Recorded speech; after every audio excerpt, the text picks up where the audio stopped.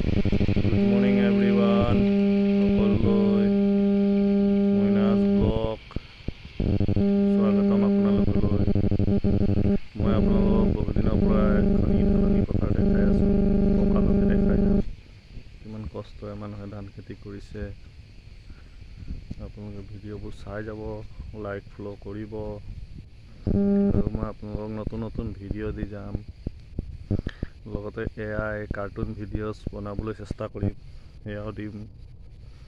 আপোনালোকে মোৰ ভিডিঅ'বোৰ চাই যাব, লাইক ফ'ল' কৰিব, আগুৱাই যাবলৈ অলপ সহায় কৰিব। আপোনালোকলৈ অশেষ ধন্যবাদ থাকিব।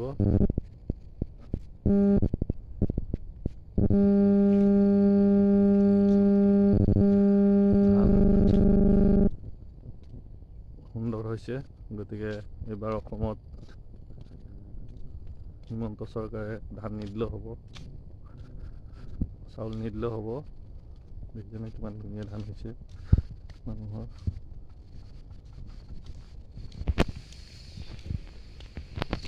আৰু যিমানে মোক ফ'ল' কৰিছে চবলৈ ধন্যবাদ, আৰু যিমানবোৰ আছে ফ'ল' হ'ব, ফ'ল' কৰক, ময়ো কৰি যাম। আপোনালোকেও ফ'ল' বেক দি যাব, ময়ো ফ'ল' বেক দি যাম। সকলোলৈ ব্লগৰ জৰিয়তে জনালোঁ, আৰু ভিডিঅ'বোৰ চাই যাব। আপোনালোকক সুন্দৰ সুন্দৰ দৃশ্য দেখাই যাম। আমাৰ ইয়াত পুখুৰী কমি নাই, চাওক পুখুৰী হৈ আছে।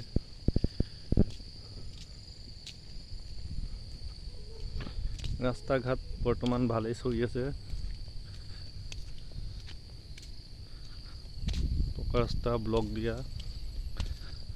দিয়া ৰাস্তা, কিন্তু ঠায়ে ঠায়ে দ গাঁত হৈ গৈছে। এইবিলাক দেখিছে নহয়, গাড়ী চলিছে, ডাঙৰ ডাঙৰ গাড়ী চলাৰ কাৰণে দ গাঁত হৈ গৈছে। আগৰ ৰাস্তাবোৰ ভালেই আছিল, পকা ৰাস্তা আছিল, ডাইৰেক্ট পিচ বনাব লাগে।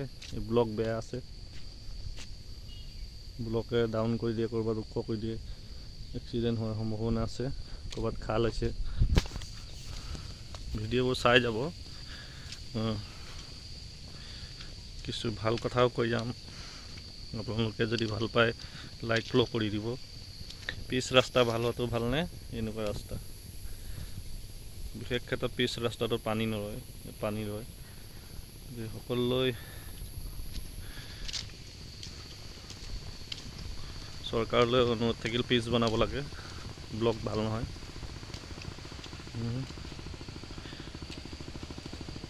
চাই যাব, লাইক ফ'ল' কৰিব, মই ভিডিঅ' দি যাম আপোনালোকলৈ।